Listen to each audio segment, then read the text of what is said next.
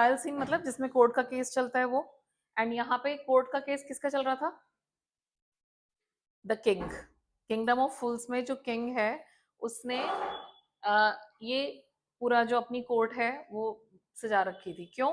Because there was a thief who died. मरा कैसे था वो? Because he broke into a house of, you can say, a merchant.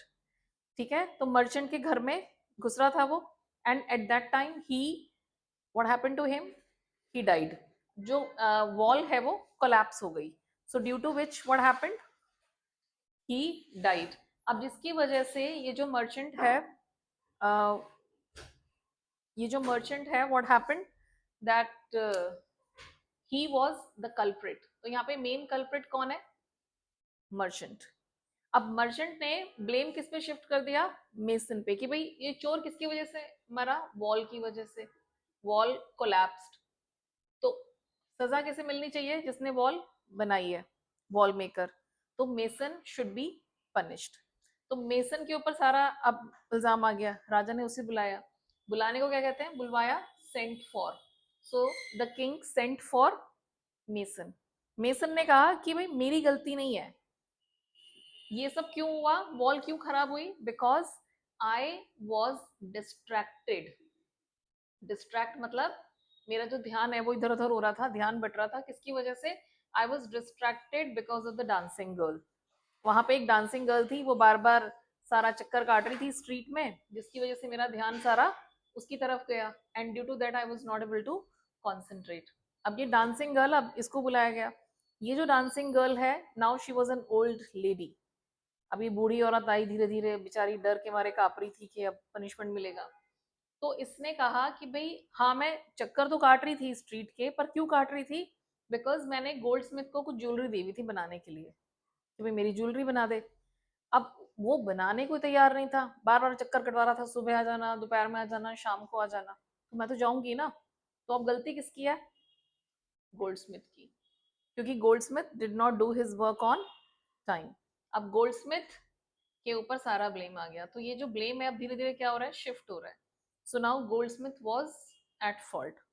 अब gold Smith को बुलाया, तो उसके पास भी एक जवाब था। उसने कहा कि भाई ये जो मर्चेंट के फादर थे, इसी मर्चेंट के फादर, इन्होंने इतनी सारी ज्वेलरी का ऑर्डर दिया हुआ था, that I was not able to finish that. इतना सारा काम दे दिया, उनके घर में कोई शादी थी और मुझे उन्होंने इतनी सारी ज्वेलरी का ऑर्डर दे दिया। तो अब बताओ मैं कैसे करूं? और उन्होंने मुझे धमकी दे दी कि भाई पहले मेरा काम खत्म करो। तो due to this he was not able to complete the order of the dancing girl. उसको बेचारे को बार बार भेज रहा था वापस। यहाँ पे अब मर्चेंट्स फादर, अब मेन कल्प्रिट कौन है?